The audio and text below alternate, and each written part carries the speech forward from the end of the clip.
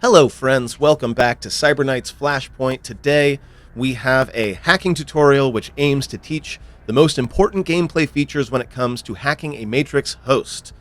We chose this because we're about to do a heist to try to gain some money before we do the first big story mission, but it seems like we need a little bit of learning when it comes to hacking. So, if you mess this one up, you can retry turn or restart mission regardless of the difficulty. At any point, you can head to the extraction. Or you can open the game menu and choose the complete tutorial. Let's go. Terminals marked hackers only connect to facilities Matrix network, a digital environment only accessible to squad members with the hacker class who have a special neural implant. Hover over a Matrix terminal to see all security devices, doors, bridges, or more that are connected to and controlled by it. The first time you click on a Matrix terminal will set a movement destination to it. Once you've arrived, click on it again to start hacking. Throughout the tutorial, instructions are coded in gold font. Move to the Matrix terminal now and hack it. So that would be the Matrix terminal. So we'll move to it.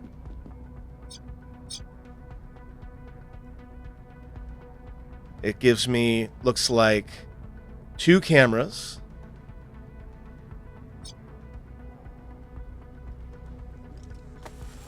Wow, just right out the back of your head, huh? Okay, fair enough. Welcome to Matrix Hacking, a valuable way to disable security, open doors, steal pay data and blueprints, or complete missions you've chosen that require a hacker. Only hackers with their special neural implant and equipped with a cyber deck that holds their programs can break into these digital fortresses. In the Matrix, you must scan nodes to identify the intrusion countermeasures guarding them and load programs to disable or destroy the IC. The node you're in is already identified, an access terminal node, and can at scan level 1 out of 2. Scanning it again will reveal any trap IC within the node and identify the nodes connected to it. Click the scan program once to load it, and click this node and select the scan action. So scan you.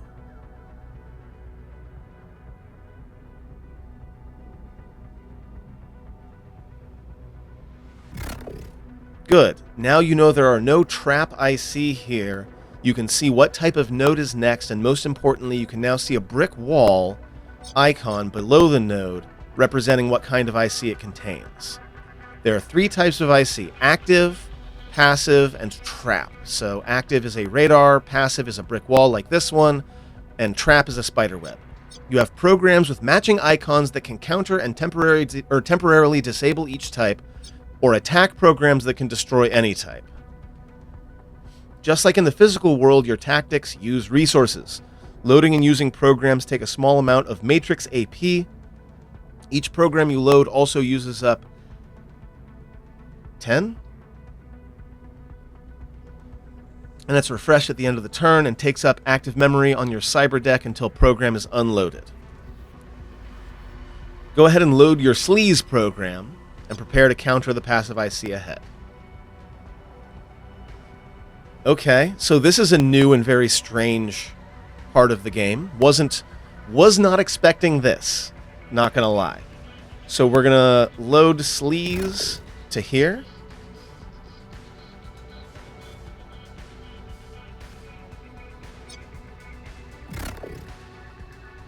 IC, also called ICE by hackers, are hostile quantum constructs. You'll need to use programs, talents, or matrix navigation skills to get past many IC, ICE, but you don't have to deal with all of them. Spend your resources wisely. Each ICE category has many different subtypes. Passive ICE usually prevent you from doing something.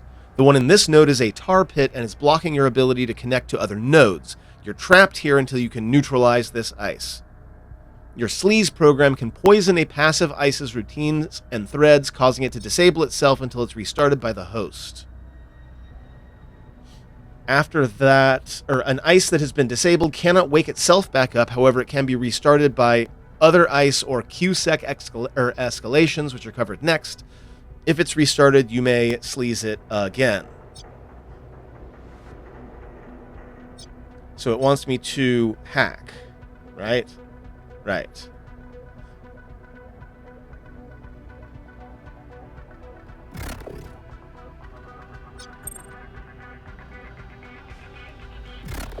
So now I can connect... Wait.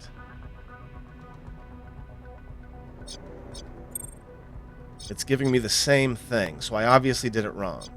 Use sleaze against the tar pit. Sleaze. Now that we've disabled the IC, we can continue our hack. The next step is to run our scan program again. You are performing basic hacking now. The general process is load scan, scan 2 of 2 to look into adjacent nodes, load programs to deal with the ice you have detected there, connect to the new node, defeat the ice. Once familiar, you'll quickly blaze through nodes repeating this basic process. I'm not going to lie, I'm not a particular fan right away of this process. This is brand new, never seen anything like this before in Cybernight's Flashpoint. It feels like busy work. Maybe it's supposed to be some sort of puzzle, I guess. Later on, I'll maybe find more fun, but as things stand right now, this looks like just a way to keep us away from the action, and I'm not a huge fan, so it's fine. We'll get through it, and hopefully my mind will be changed over the course of time, but right now, not a big fan. Like the overarching security AI you face in physical locations, each matrix has a QSEC AI monitoring and defending it. Every action in the matrix leaves a digital trace, increasing the QSEC tally until it reaches the QSEC or raises the QSEC level and triggers an escalation. Multiple factors can adjust the QSEC tally cost per action, like the host rating, type of node you're in, ICE, and QSEC escalations. You had already gained some QSEC tally by connecting to and then running a program in this access node. Now the tutorial has increased your tally to 59 out of 60, just one action short of forcing a rise. I assume just to show us what it looks like. Scan this node to upgrade it to scan 2 of 2 and reveal neighboring node types and IC. Escalation, lethal biofeedback. QSEC overloads the channel with lethal biofeedback. Final damage minus 10 HP. Escalations can take many forms. This one dealt damage to your hacker from biofeedback.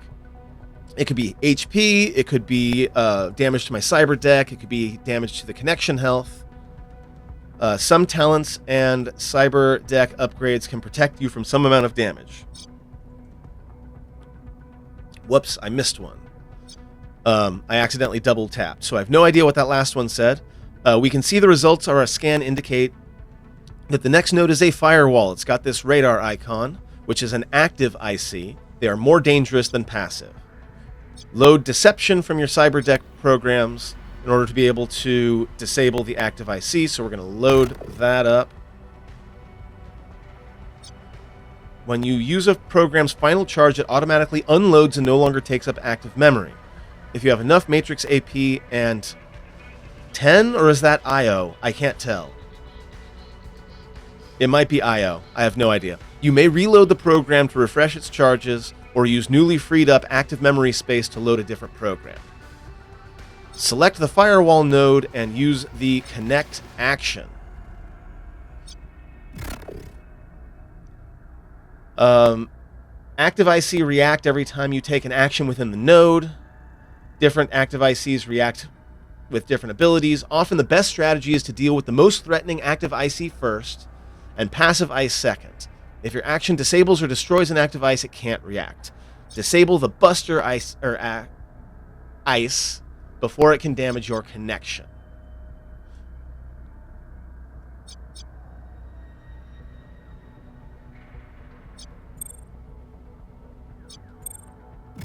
So I used the deception. Success, the active ICE was disabled. Now to simulate the natural end of a hacking turn, the tutorial has reduced your Matrix AP to 0. When things are going badly in a Matrix hack, you can disconnect to return to the physical world. It's best to disconnect from nodes you've disabled all ICE in, otherwise a hard disconnect results in stress from a temporary dump shock debuff. I have no idea what any of that means.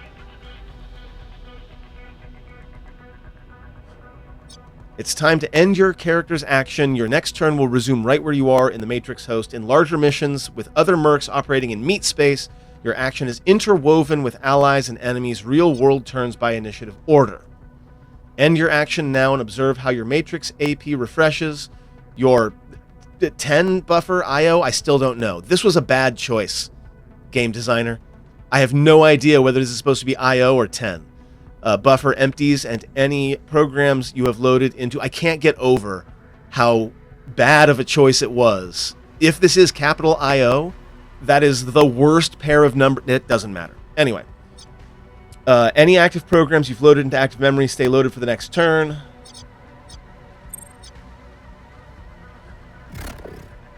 Locating the CPU. Now that we have dealt with this node's active ICE and refreshed all of our action pools by ending our turn, we are ready to infiltrate deeper into the host. Spoiler, this next node is the CPU, the quantum heart of the Matrix host.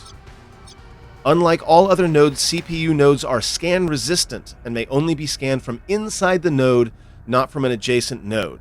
So if you encounter an adjacent node that will not scan, you know you're at the CPU's doorstep. When you dive into a CPU, you have to go in blind, so be ready for a fight.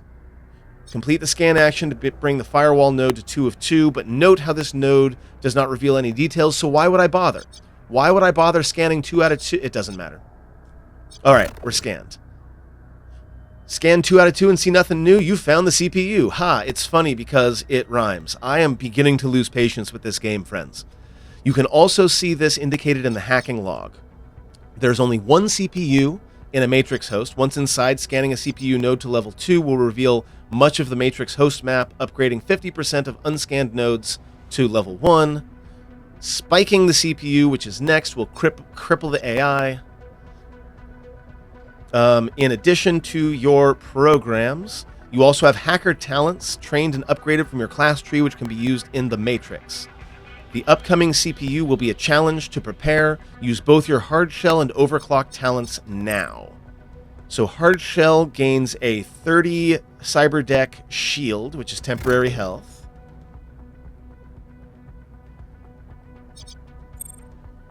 And then overclock gives me plus 10 AP, plus 60 QPBS IO speed and damage connection. Wow.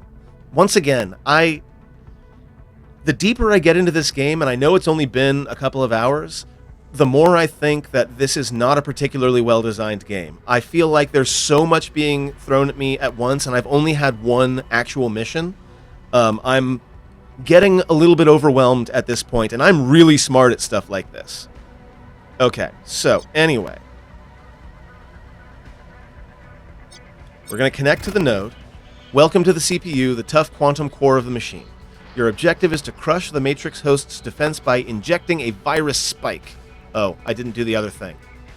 Before a CPU can be spiked, 2 conditions must be met. The CPU must be at scan 2 out of 2. All ICE must be destroyed, not just disabled.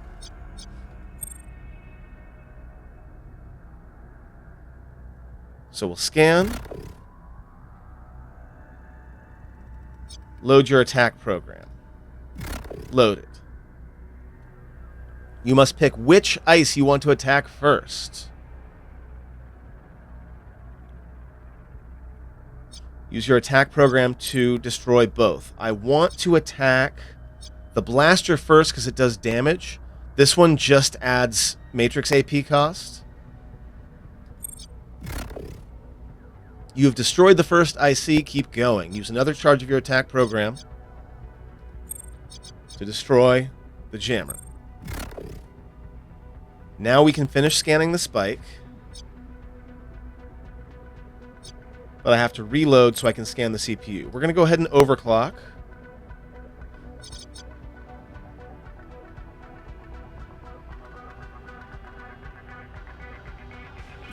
And we're fully scanned.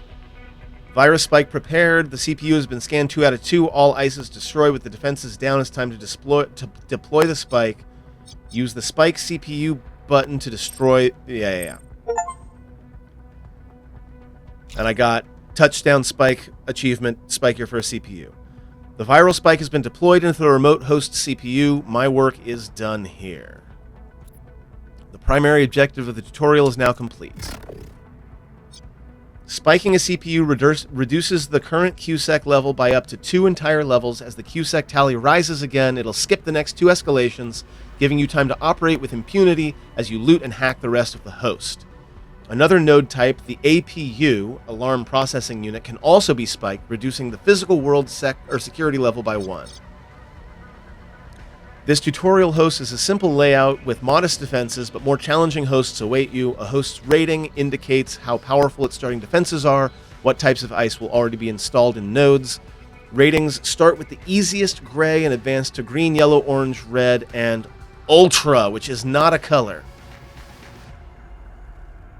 Now that the CPU is spiked and your primary objective is complete, you can disconnect and end the tutorial, or you can explore a couple of additional nodes on your own to see how you can steal digital assets for use, or use control nodes to disable or force open meat space security systems. Remember to be wary of trap ice, which can only be detected from inside a node by scanning again. When disconnecting, matrix action points are 10 to 1 with real-world action points. So if you have 38, rounded down. So if you have 38 matrix AP, you'll be back to 3 AP back in meat space. Okay, fine. The basic process of scanning nodes and loading programs to counter ice is all you need to get started with matrix hacking's many benefits. Find ways to increase your resource efficiency to do more in the matrix with fewer QSEC escalations, and upgrade your cyber deck and programs from the safe house for more advantages. Check the Cyberknights wiki for advanced tips, node type listings, and more. That's the end of the guided tutorial. Okay, so let's connect to this data warehouse here.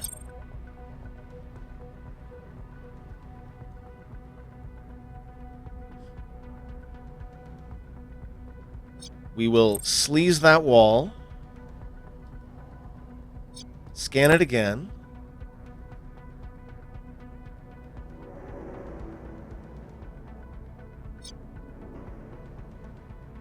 Download the loot manifest.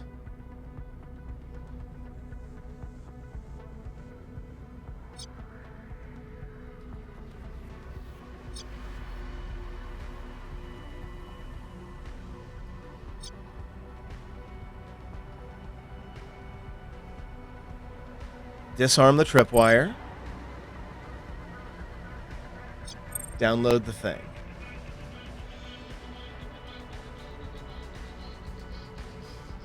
And I don't need to destroy these, right?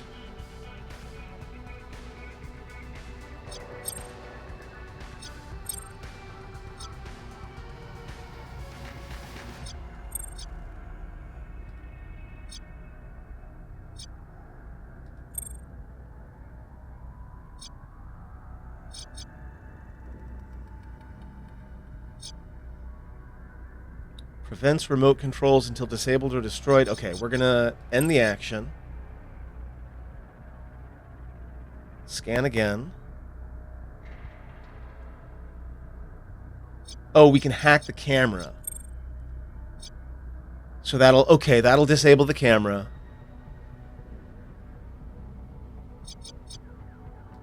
Then we can hack camera 2 as well. Okay. I kind of get it.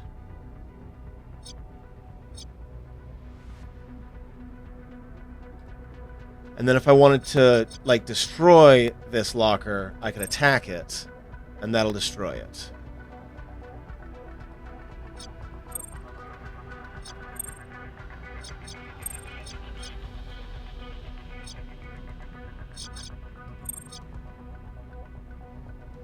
And then I can load the attack program, take that out, and now we've destroyed all of the ice for all of it.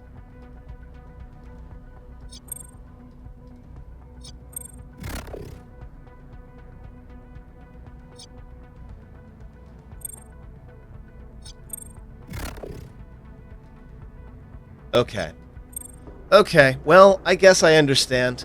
I'm not very enthusiastic about this particular game mode. Especially since I assume it's going to get a lot more complex than this. Kind of feels like a waste of time to me, but again, gonna try to keep an open mind. For now, I think I'm done. So we'll disconnect. And then I can get out of here, right? Right.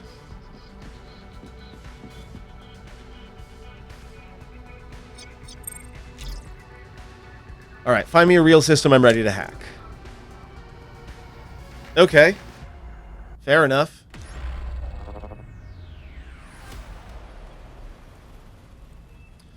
And with that, I think we're going to go ahead and end the video for today now that we know how to hack. In the next video, I'm not sure if we're going to be doing the story mission or if we're going to do the heist. I kind of want to do the heist first to get some money before doing the first story mission, because I want to come in to the story mission with as many upgrades and as much new equipment as I can get, but we'll make that decision between now and next time. Thanks very much for watching. I hope I'll see you then.